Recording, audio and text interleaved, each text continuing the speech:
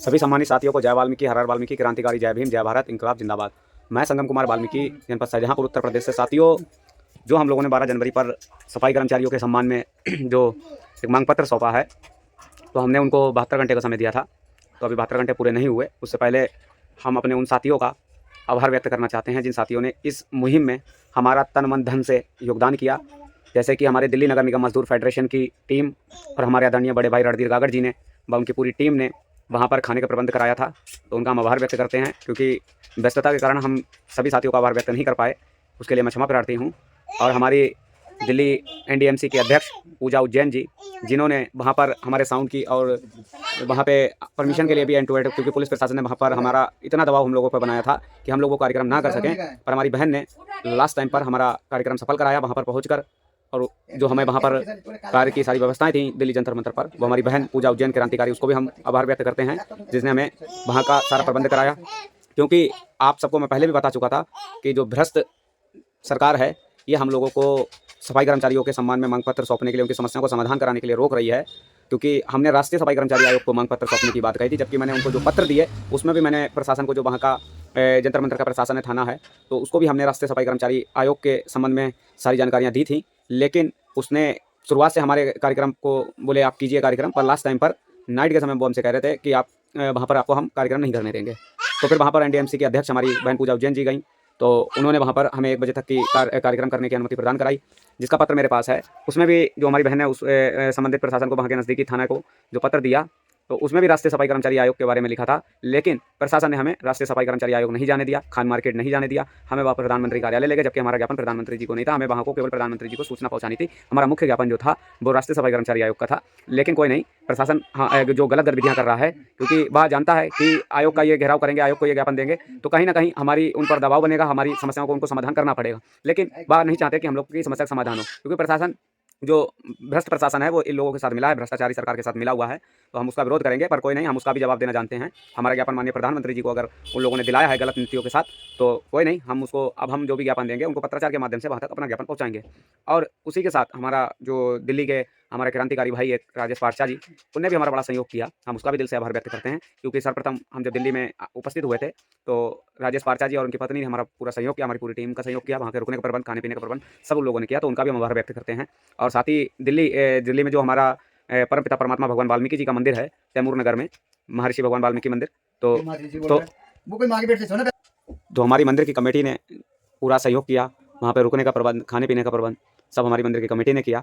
और जिसमें हमारी आशु जनवाल जी से फ़ोन पे वार्ता हुई, हमने उनको बताया कि हम कार्यक्रम करेंगे, तो उन लोगों ने हमें पूरा सहयोग किया और वहाँ पर वो लोग उपस्थित भी हुए। तो हम मंदिर की कमेटी का भी आभार व्यक्त करते हैं, हमारी पूरी टीम उनका आभार व्यक्त करती है।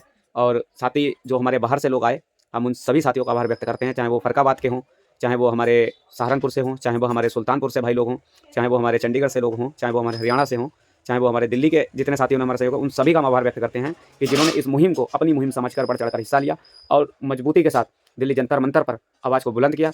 और हमारे एक बहुत ही सम्मानित सत्कार्य साथी विशाल चावरिया जी, उन्होंने भी इस मुहिम में बढ़ चढ़कर साथ दिया। और हमारे दिल्ली नगर निगम मजदूर की कोर कमेटी है, वहाँ के लोगों ने भी हमारा बहुत साथ दिया। तो हम इस कार्यक्रम में, जो हम लोगों ने कार्यक्रम किया, कहीं ना कहीं हम लोगों ने सफलता प्राप्त की। तो निराश और हताश होने की कोई भी आवश्यकता नहीं है किसी साथियों को। अगर ये 72 घंटे में हमारी मांगों को पूरा नहीं करते, तो हम इस अभियान को तेज़ी से बढ़ाएंगे।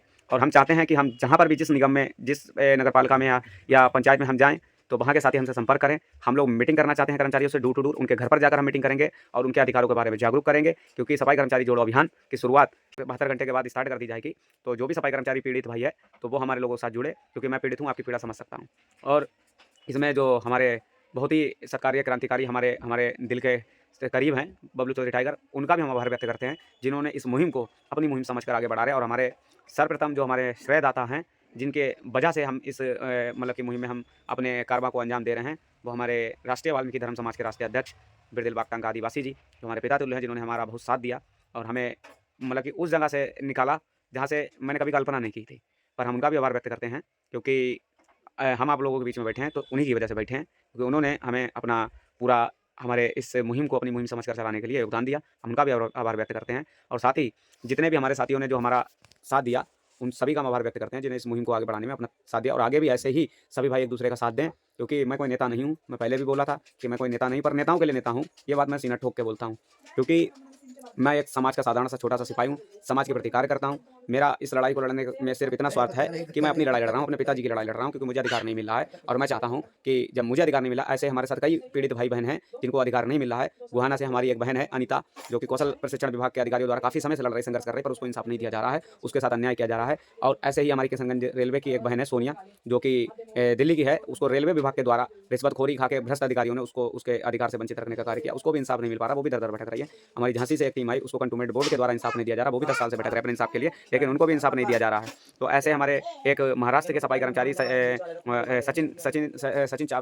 सचिनकांत चावरे जी हैं, और उनके साथ भी अत्याचार किया जा रहा है। उन्होंने अपनी एफआईआर दर्ज करने के लिए मतलब कि काफ़ी संघर्ष कर रहे हैं, पर उनको अधिकारी ने मारा तोड़ा है, पर उनकी कोई कार्रवाई नहीं सुनवाई की जा रही। वो भी 4-5 साल से संघर्ष कर रहे हैं इस लड़ाई में। तो मैं महाराष्ट्र के प्रशासन से निवेदन करना चाहूँगा कि उनकी समस्याओं को जल्दी संज्ञान मिले, अन्यथा संगम कुमार वाल्मीकि जनपद शाहजहाँपुर से चलकर महाराष्ट्र में आ रहा है और उस भाई को अपनी लड़ाई समझकर इंसाफ दिलाने का कार्य करेगा, क्योंकि वहाँ वो बहुत परेशान है, उसकी जान को खतरा भी है। वो प्रशासन को बार-बार अवगत करा रहा है प्रशासन, लेकिन सुनवाई नहीं कर रहा है। तो मैं महाराष्ट्र के प्रशासन से निवेदन करना चाहूँगा कि उसकी समस्या को संज्ञान में लेकर तत्काल जो भी दोषी हैं उन पर कार्रवाई करे।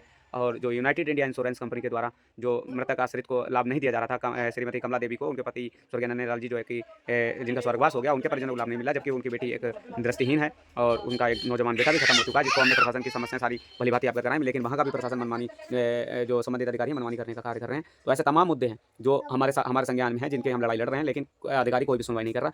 जिसकी हमने जानकारियां अपने ही सफाई कर्मचारी आयोग को भलीभांति परिचित कराई थी, लेकिन हमारी कोई भी सुनवाई नहीं हुई। हमारे चेयरमैन के द्वारा कोई सुनवाई नहीं की, जिसकी समस्या हमने भलीभांति परिचित कराई, लेकिन हमारी लोगों की कोई सुनवाई नहीं की गई। जो हमने संबंधित अधिकारियों को जनपद स्तर से लेकर राष्ट्रीय स्तर तक के अधिकारियों को, उनके कार्यालय को अवगत कराई, लेकिन कोई सुनवाई नहीं हुई। माननीय प्रधानमंत्री जी को भी मैंने कई पत्र दिए, महामहिम राष्ट्रपति महोदय जी को भी मैंने कई ऑनलाइन के माध्यम से और पत्रचार के माध्यम से अप्लाई कराया, लेकिन कोई सुनवाई नहीं है। इसलिए मजबूरन हम लोग प्रदर्शन कर रहे हैं और आगे इस कार्य को बहुत बड़ा तेजी से कार्य करके, क्योंकि ऐसे कई हमारे भाई हैं जो पीड़ित हैं, जिनकी आवाज़ नहीं हम लोगों तक पहुँच पाती है, प्रशासन तक नहीं पहुँच पाती, क्योंकि वो अपने अकेले लड़ाई लड़ रहे हैं। तो मैं चाहता हूँ, मैं उन साथियों से जो पीड़ित हैं, जिनकी कहीं पर कोई सुनवाई नहीं रही, जिन पर फर्जी मुकदमे लाद दिए गए, उन नेताओं से भी मैं निवेदन करना चाहूँगा वो हमारे साथ इस लड़ाई में लड़ें, अपनी लड़ाई समझकर, क्योंकि मैं पीड़ित हूँ, आपकी पीड़ा समझ सकता हूँ। ज़्यादा ना बोलते हुए क्रांतिकारी जय वाल्मीकि, जय भीम, जय भारत, जय हिंद, जय संविधान। धन्यवाद।